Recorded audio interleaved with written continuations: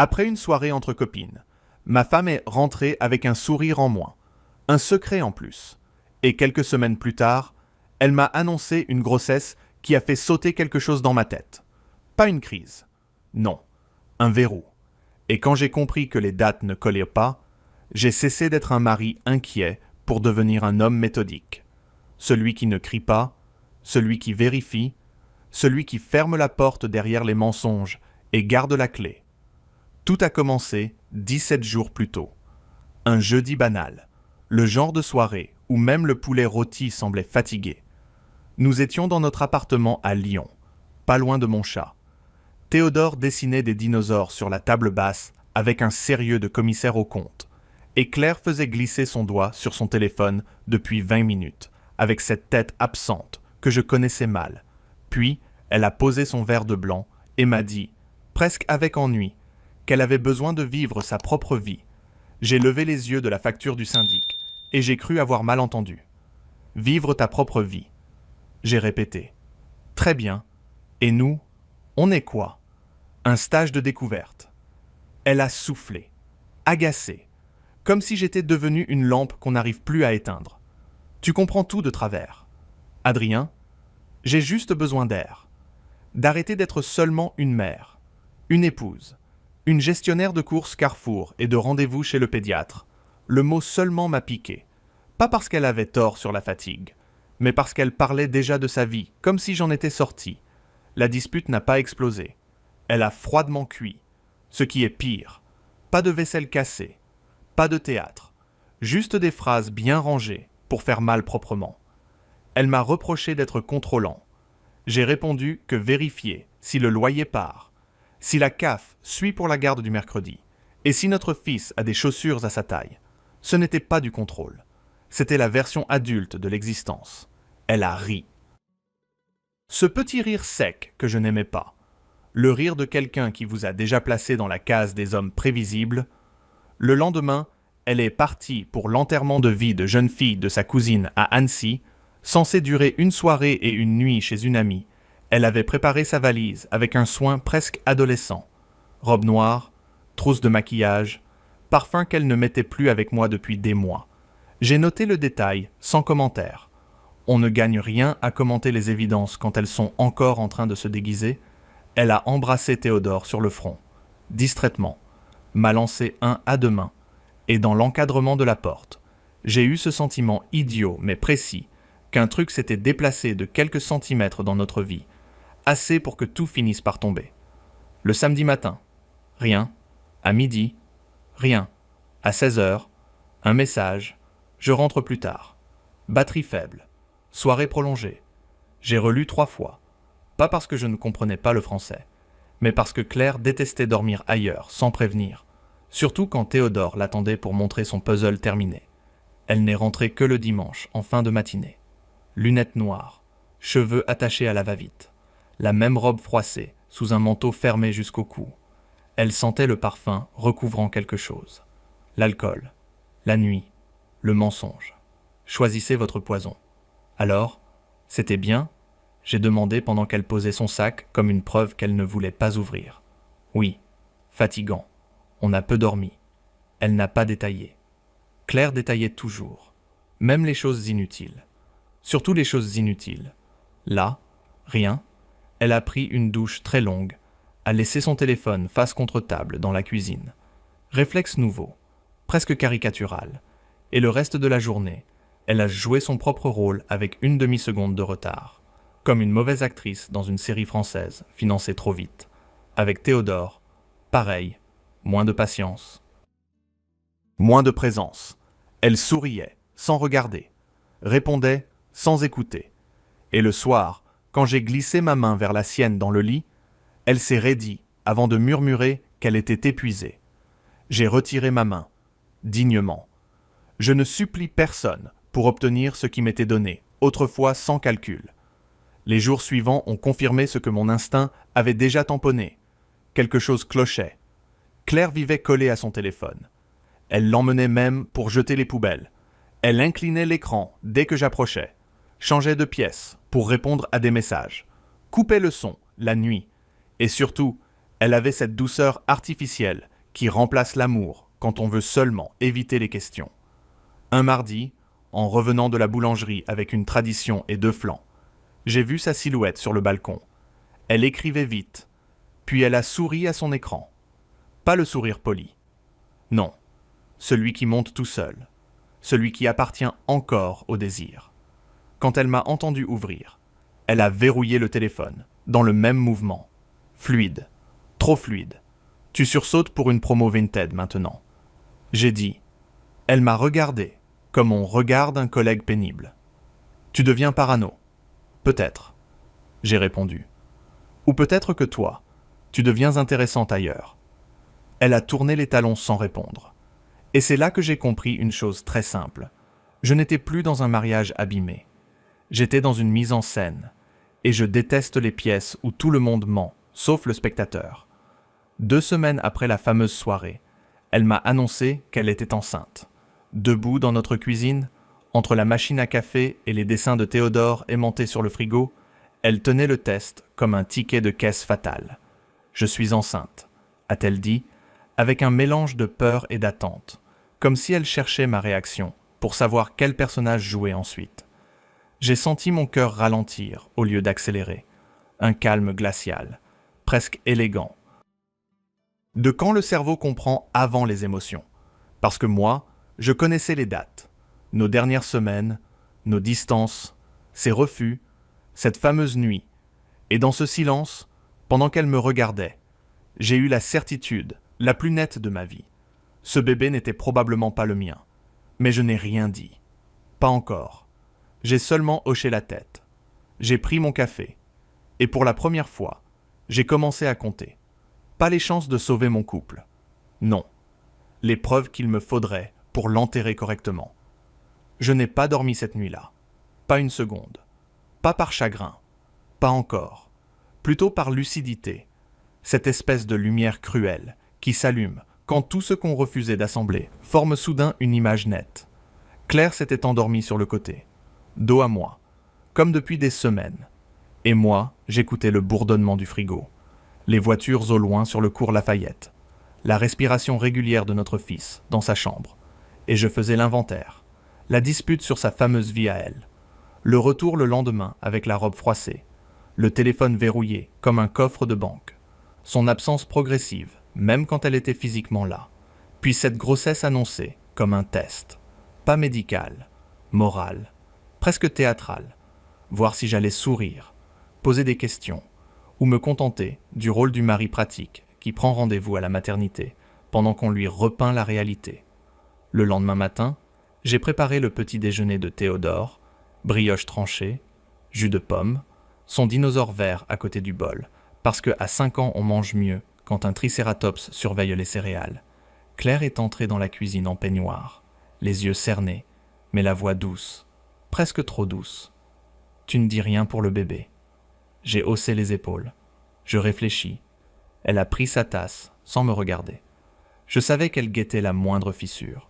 Une colère, un reproche, quelque chose à retourner contre moi plus tard. Mais je ne lui ai rien offert. J'ai toujours trouvé grotesque de donner ces munitions à quelqu'un qui vous vise. Déjà, dans la journée, j'ai appelé Julien Morel. Officiellement, il dirigeait une petite agence de renseignement privée à Villeurbanne. Officieusement, c'était un ancien camarade de fac qui avait transformé sa curiosité malsaine en métier respectable, ce que j'admirais presque. On s'était perdu de vue, puis recroisé lors d'un dossier absurde autour d'un locataire fantôme dans un immeuble de ma tante. Depuis, on prenait parfois un café. Il savait lire les gens comme d'autres lisent les tickets de caisse. Tu me rappelles pourquoi? Des impayés ou des mensonges. Il m'a demandé. Sa voix était la même, fatiguée et amusée. Cette fois, j'ai répondu. Je crois que les deux finissent au même endroit. On s'est vu dans un café près des Brotteaux. Banquettes en velours. Espresso trop cher. Serveuse qui vous juge si vous restez plus de 20 minutes avec un seul café. Je lui ai exposé les faits sans effet dramatique. Les dates, le changement brutal, la grossesse, mon doute, le nom de la cousine dont l'enterrement de vie de jeune fille servait de décor officiel à toute cette farce. Julien n'a pas levé les sourcils. Il a juste noté, demandé 2 ou 3 précisions. Puis, il a soufflé. Soit elle te trompe, soit elle joue tellement mal à la femme honnête que ça revient au même. Tu veux quoi? Exactement. Des faits. J'ai dit, rien d'autre. Il a hoché la tête. C'est toujours plus propre. En rentrant, j'ai eu droit à une nouvelle version de Claire, celle qui corrige son personnage. Elle s'est montrée tendre avec Théodore au dîner, a demandé comment s'était passée sa journée à l'école, a même ri à une de mes remarques sur le notaire qui avait repoussé un rendez-vous pour la succession de ma mère. Un rire un peu appliqué, comme une élève qui récite un texte. Puis elle s'est remise à son téléphone dès que notre fils a quitté la table. Je n'avais pas besoin de la prendre la main dans le sac. Il suffisait désormais de la regarder vivre. Le surlendemain, la preuve a failli tomber toute seule. Elle avait laissé son portable sur le plan de travail pendant qu'elle allait répondre à un appel dans la chambre. Un message WhatsApp s'est affiché. Juste une ligne, pas plus. Et pourtant ça a suffi à faire basculer le peu de doute qu'il me restait. J'y repense depuis cette nuit-là. Parfois je me dis qu'on n'aurait jamais dû. Le prénom n'apparaissait pas en entier. Seulement un V, suivi d'un cœur ridicule. J'ai senti quelque chose de sec traverser ma poitrine. Pas une blessure. Non. Une mise au point. Comme quand un objectif règle enfin la netteté. Elle est revenue avant que je touche l'écran, a vu mon regard, a saisi le téléphone d'un geste trop rapide. C'était qui? J'ai demandé, sans hausser le ton. Une collègue. Oui, bien sûr. Et moi je suis moine chartreux à mes heures perdues. Elle a serré la mâchoire. Tu fouilles maintenant. Je n'avais rien fouillé. Justement, le mensonge l'agaçait moins que l'idée que je puisse le voir sans effort. Le soir même, Julien m'a rappelé. J'ai commencé. Et ta fameuse soirée à Annecy sans le détour. La cousine a bien fêté son enterrement de vie de jeune fille. Mais ta femme a quitté le groupe avant minuit. Seule, ou pas vraiment seule. Le lendemain, j'ai laissé Claire emmener Théodore au parc pendant que j'allais à la banque. En réalité, j'avais rendez-vous avec Maître Vignal, un avocat recommandé par un client de mon cabinet, un homme sec, précis, qui parlait comme on ferme des tiroirs.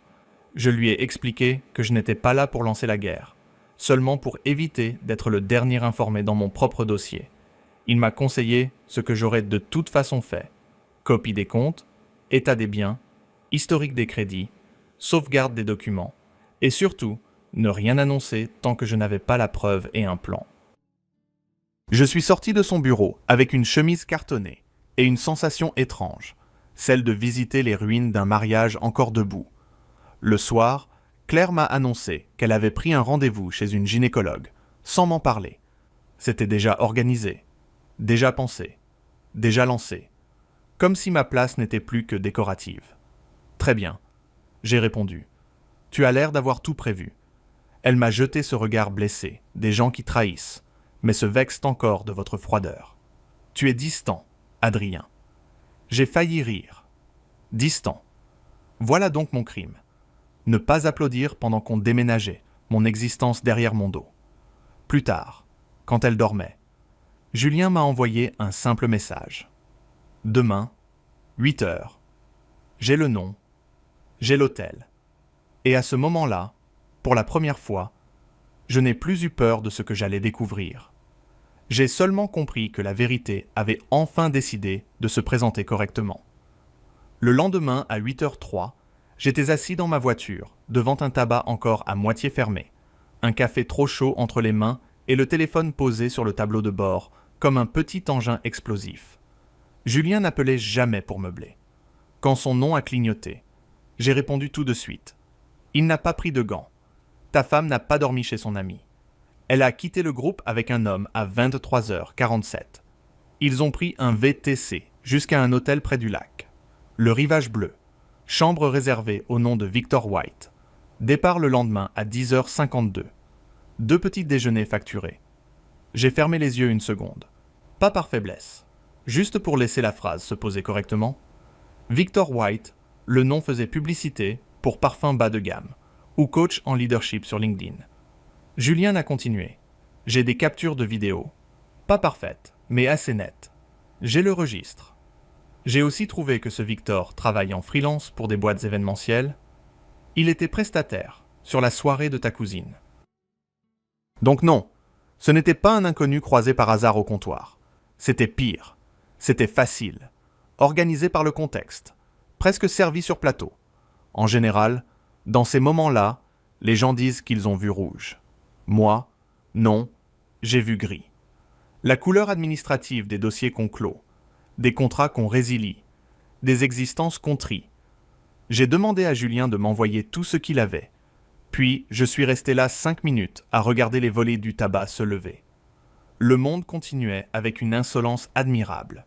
Un camion de livraison, une femme avec un chien minuscule, un ado déjà en retard, pendant que ma vie conjugale passait en pièces jointes. Je suis rentré à la maison avec des croissants, parce que Théodore adorait le rituel du mercredi, et parce qu'un enfant n'a pas à payer le prix des obscénités adultes. Claire était dans la cuisine, en jogging, pâle, un peu nauséeuse. Elle a murmuré bonjour, sans me regarder. J'ai posé le sachet sur la table. Théodore a bondi en chaussettes, avec ses cheveux dans tous les sens. Papa, le pain au chocolat, c'est pour moi, ou pour la République. J'ai souri, malgré moi. Pour toi. La République a déjà assez de problèmes. Claire a levé les yeux, brièvement, comme si elle cherchait à savoir quel homme était entré avec ce sachet. Le mari encore crédule, ou celui qui savait déjà. Toute la journée, j'ai joué le rôle le plus utile, normal, disponible, impeccable. J'ai accompagné Théodore chez l'orthophoniste, passé un coup de fil à la mutuelle, envoyé des documents au cabinet, relancé un artisan pour une fuite dans la salle de bain. Pendant ce temps, dans une pochette chiffrée de mon ordinateur, dormait désormais le nom, l'hôtel, les horaires et le visage flou d'un homme qui avait réussi à ruiner un foyer en une nuit et un petit déjeuner buffet. Le soir, Claire a tenté une approche, pas romantique, surtout pas, plutôt diplomatique. Elle a attendu que Théodore dorme, puis s'est assise en face de moi au salon. Adrien ? On ne peut pas continuer comme ça. J'ai relevé la tête de mon dossier. Comme ça comment ? Elle a hésité. Il y a quelque chose de cassé entre nous. Cette phrase m'a presque attendri. L'élégance des coupables me fascinera toujours. Ils poignardent, puis proposent une conversation sur la qualité du lien. J'ai refermé mon ordinateur. Tu as raison. Il y a quelque chose de cassé. Elle a pris cela pour une ouverture. J'ai besoin que tu comprennes que ces derniers mois, j'étais mal, étouffé. Je ne savais plus qui j'étais. Le grand classique, la crise identitaire, servie avec un coulis de responsabilité partagée. Je l'ai laissée parler.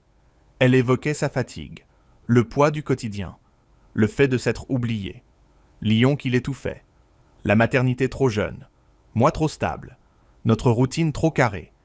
J'avais devant moi une conférence TED donnée par quelqu'un qui avait oublié de préciser la chambre d'hôtel. Quand elle s'est tue, j'ai demandé très calmement. Et cette nuit-là, tu t'es retrouvé comment ?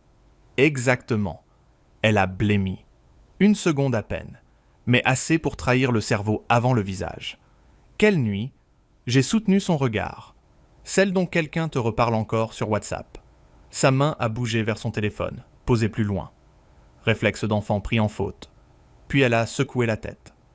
Tu interprètes n'importe quoi. C'était une soirée. On a trop bu. On a ri. Fin de l'histoire. Fin de l'histoire. Oui, bien sûr, comme tous les bons désastres. Ça finit toujours dans un hôtel au bord du lac, avec facture à l'appui. Mais je n'ai rien dit. Pas encore. Parce qu'il me manquait une chose. Pas la vérité. Je l'avais. Non. Il me manquait son aveu. Non pour moi. Pour le dossier. Pour le moment où elle comprendrait que la pièce était finie et qu'il n'y avait plus de public à séduire. Le lendemain, Maître Vignal m'a reçu entre 2 audiences. Je lui ai montré les éléments. Il a parcouru le tout avec le même visage que s'il lisait des statuts de copropriété. C'est bien, a-t-il dit. Je préfère les adultères documentés aux intuitions blessées. Il m'a parlé de stratégie, de résidence familiale, de compte joint, de protection patrimoniale, de l'importance de ne pas vider un compte, mais de sécuriser ce qui m'appartenait déjà, d'anticiper une reconnaissance de paternité, et surtout de demander un test, dès que juridiquement possible. Sa froideur avait quelque chose de rassurant. Les sentiments font de mauvais juristes. 2 jours plus tard, Julien m'a envoyé un complément. Une photo plus nette, prise par une caméra extérieure. Claire sortant de l'hôtel au petit matin. Lunettes noires, cheveux tirés, le manteau fermé jusqu'au cou, exactement comme quand elle était rentrée à la maison. J'ai observé l'image longtemps, pas pour souffrir, pour vérifier. Chaque détail remettait les choses en place. La fatigue, le silence, la douche trop longue, le téléphone retourné. Il n'y avait plus d'espace pour le doute, seulement pour l'organisation. J'ai réservé une table dans un restaurant discret, du 6e, nappe blanche, lumière basse, assez chic pour empêcher les hurlements et assez neutre pour accueillir une autopsie conjugale. J'ai dit à Claire que nous devions parler loin de la maison, loin de Théodore, loin des murs qui avaient déjà trop entendu. Elle a accepté presque avec soulagement. Sans doute croyait-elle encore pouvoir gérer la conversation, arranger les angles, me vendre une version allégée de sa trahison. Le soir venu, elle portait cette robe bleu sombre, que j'aimais bien autrefois. Le serveur a versé l'eau, présenté les cartes, parlé du poisson du jour avec le sérieux d'un ministre. Claire triturait sa serviette. « Tu me fais peur, Adrien », a-t-elle murmuré. J'ai posé mon téléphone sur la table, écran retourné, et j'ai répondu. « Tu aurais dû y penser avant la réservation à Annecy. » Elle a cessé de respirer une seconde. Vraiment cessé. Ce petit vide dans le visage que seul provoque le réel quand il entre sans frapper. Puis elle a compris que je savais. Pas un soupçon, pas une scène, pas un bluff. Je savais. Et à partir de là, tout ce qu'elle dirait ne servirait plus à cacher, seulement à mesurer l'étendue du désastre. J'ai levé les yeux vers elle, calmement, et je lui ai demandé le nom de l'homme. Cette fois, sans détour. Victor White, Claire. Et pour la première fois depuis des semaines, elle n'a pas trouvé immédiatement quoi mentir. Elle a fermé les yeux. 1 seconde. Pas plus. Puis elle a murmuré. Oui, Victor, comme on admet une erreur de stationnement, sauf qu'on ne détruit pas une famille pour un mauvais créneau. Le serveur est arrivé au pire moment avec nos assiettes. Dos de cabillaud pour moi, risotto pour elle. Le théâtre français adore les accessoires absurdes. Merci, ai-je dit, parfaitement poli, pendant que ma femme s'effondrait en version silencieuse. Dès qu'il s'est éloigné, je lui ai demandé depuis quand. Elle a secoué la tête. Une seule fois. C'était juste cette nuit-là. Un accident. J'ai presque souri. Les adultes appellent toujours accident, ce qu'ils ont eu le temps de choisir plusieurs fois. Boire, partir, monter, dormir, se réveiller, repartir. Ça fait beaucoup d'étapes pour un simple glissement. Elle a commencé à pleurer sans bruit. Maquillage intact, ce qui m'a semblé très cohérent avec le reste. Même sa culpabilité avait envie de rester présentable. « Je ne t'aimais plus comme avant », a-t-elle dit. Mais je ne voulais pas tout casser. Trop tard. Claire, c'est déjà cassé. Je lui ai alors demandé la seule chose utile. « Tu sais s'il peut être le père ?» Son silence m'a répondu avant elle. Puis elle a murmuré « Oui, c'est possible. » J'ai senti la dernière attache se rompre. Proprement, sans fracas. Comme un fil qu'on coupe enfin après l'avoir regardé pendouiller trop longtemps. Je n'ai pas haussé la voix. Je n'ai pas fait de scène. J'ai pris ma serviette, l'ai posée sur la table, et j'ai dit « Alors écoute-moi bien. À partir de maintenant, tu ne touches plus à rien sans que ce soit encadré. Ni à nos comptes, ni à la maison, ni à Théodore comme si de rien n'était. » Elle m'a fixé, paniqué. « Adrien, s'il te plaît, on peut réparer. » J'ai répondu « Non, toi tu voudrais amortir. Ce n'est pas pareil. » J'ai payé l'addition. Évidemment. Vieux réflexe bourgeois. Puis je me suis levé, dehors. L'air était froid. Elle m'a suivi jusqu'au trottoir, jurant que Victor ne comptait pas, qu'elle ne le revoyait plus, qu'elle avait eu peur, qu'elle allait tout arranger. J'ai simplement dit « Tu vas surtout répondre à mon avocat. » Le lendemain, Maître Vignal a lancé la machine. Séparation, sécurisation des avoirs, inventaire précis, demande préparatoire pour la suite. J'ai déplacé mes économies personnelles sur un compte distinct, fait modifier 2 procurations, mis à l'abri les documents de propriété de la maison achetée en grande partie avec l'héritage de ma mère, Claire a découvert très vite que le sol se dérobait. Elle m'a accusé d'être glacial, calculateur, inhumain. Le mot inhumain venant d'une femme qui avait tenté de me faire porter l'enfant d'un autre. C'était presque rafraîchissant. À la maison, j'ai gardé une seule ligne de conduite. Calme pour Théodore. Fermeté pour elle. Notre fils sentait bien que quelque chose n'allait pas. Il posait des questions simples, qui transpercent plus que les expertises. Pourquoi maman mange plus avec nous? Pourquoi elle dort dans la chambre d'amis? Pourquoi tu souris avec la bouche, mais pas avec les yeux? Alors je faisais ce que font les adultes corrects. Je répondais sans mentir trop fort. Maman et papa ont des problèmes de grands. Toi, tu n'as rien fait. Toi, tu es à ta place. Quelques semaines plus tard, le test ADN a été lancé. Claire espérait encore un miracle biologique, une sorte de loterie morale qui l'aurait sauvée du ridicule complet. Moi, je n'espérais rien, j'attendais. Et le jour où le résultat est arrivé, j'étais dans mon bureau, entre un dossier client et un café tiède. Exclusion de paternité. Noir sur blanc. Propre. Définitif. Presque élégant. J'ai relu la formule 2 fois. Puis, j'ai appelé l'avocat. Cette fois, il n'y avait plus de mariage à sauver. Seulement une sortie à organiser. Et Claire allait découvrir que le vrai problème, dans une trahison, ce n'est pas le mensonge. C'est le moment où l'autre cesse définitivement d'avoir besoin de vos explications. La suite a été rapide, presque administrative, ce qui était parfait. Les grands drames finissent souvent entre 2 signatures, 3 mails secs et un rendez-vous chez le notaire. Claire a tenté une dernière contre-offensive. D'abord les larmes, ensuite la colère, enfin la nostalgie, le trio classique. Elle disait que j'étais cruel, que je la punissais pour une erreur. Une erreur. Oui, comme renverser du café sur une chemise. Sauf qu'ici, il y avait un enfant, une maison, un mariage et un autre homme dans un hôtel. Le juge n'a pas été sensible à son lyrisme. Les éléments étaient trop clairs. La maison était restée à moi. Théodore aussi, en résidence principale, avec un cadre strict pour les visites de sa mère. Pas pour me venger, pour protéger sa stabilité. C'était la seule boussole qui m'intéressait encore. Quand Claire a compris qu'elle ne contrôlait plus rien, ni le récit, ni l'argent, ni le rythme, elle a vieilli d'un coup. Un soir, elle m'a demandé qu'on se voie dans un café près de la place Maréchal Lyoté. Elle est arrivée sans armure. Pas de grand discours. Juste cette phrase. J'ai tout détruit. J'ai remué mon espresso. Et j'ai répondu. Oui. Puis je suis resté calme. Parce que la vérité n'a pas besoin d'effets spéciaux. Elle a demandé si un jour je pourrais lui pardonner. J'ai dit quelque chose de plus honnête. Je n'ai plus besoin de te juger. Claire, tu ne fais plus partie de l'endroit où je construis ma vie. Elle a pleuré. Bien sûr. Moi non. J'étais déjà ailleurs. Les mois suivants. J'ai remis de l'ordre. École, foot du mercredi, course le samedi, dessin animé le dimanche matin. Un nouveau rythme. Plus simple.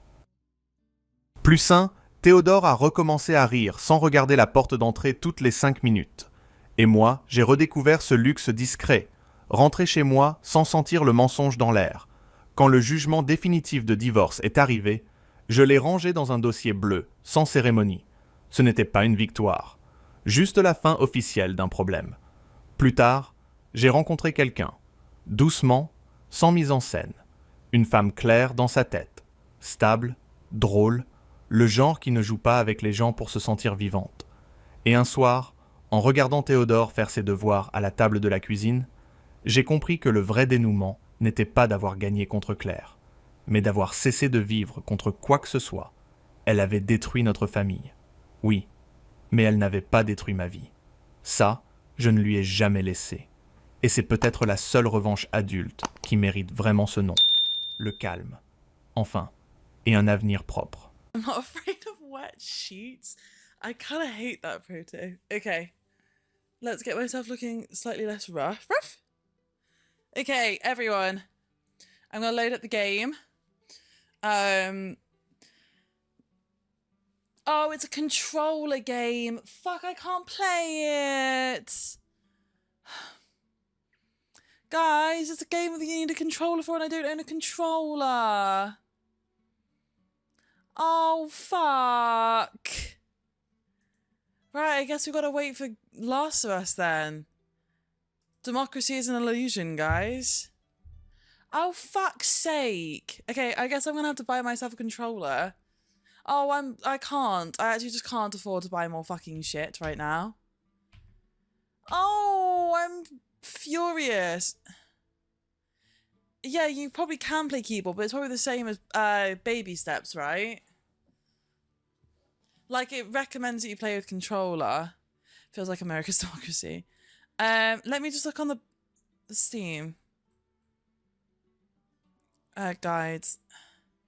It's called Get to Work. Keyboard.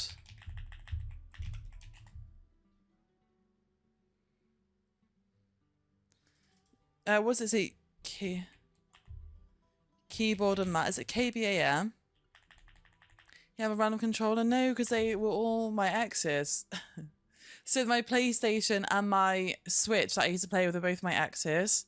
So they just stayed in the old house. So I've never owned a game console of my own. Fuck's sake, that's so fucking annoying. Okay, well, Last of Us was on 20%, so I've got loads of Xbox controllers. Can I come rob one off you? I'm dropping the dog off on Monday.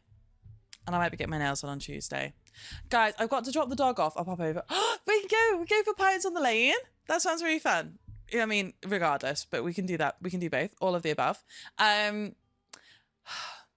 dropping the dog off on Monday because I have a date Monday night. And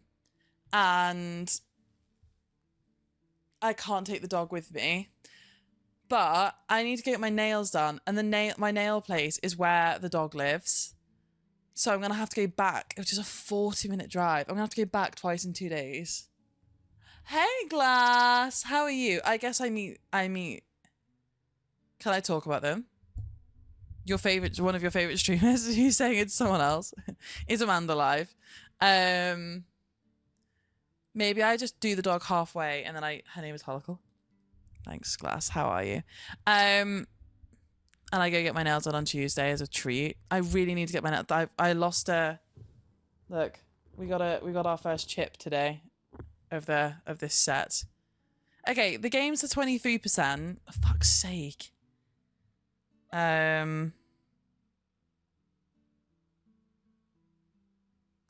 Ooh. Is that spam email? Yes. It's got an auto claims review email, which is very scary. She's cool and funny and all around awesome. That's very cute, Glass. Thank you. Sound I'll go watch now. Nice. Okay. Okay.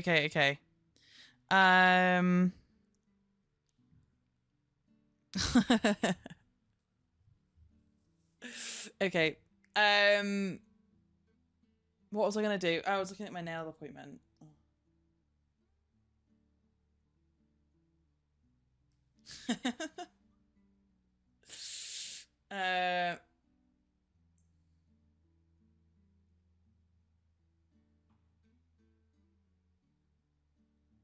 Okay. Gang. Hi, Rez. Hi, Babe. How are you? Oh, it's goody, Babe. That was forward of me. Where did that come from? Sorry, I'm just excited it's Friday. Guys, I don't know. I'm just excited for the weekend. Sorry. It's calling Rez pet names. Sorry, I don't know what happened there. In public is wild. Would everyone like to crack a beer with me? Should we crack a beer together? Are we ready? Are we ready to go? Whoa! Ready? Wait, hi! I can't read your name. Jeff. Hi, Jeff. Welcome in. I'm good, thank you. I'm about to crack a beer.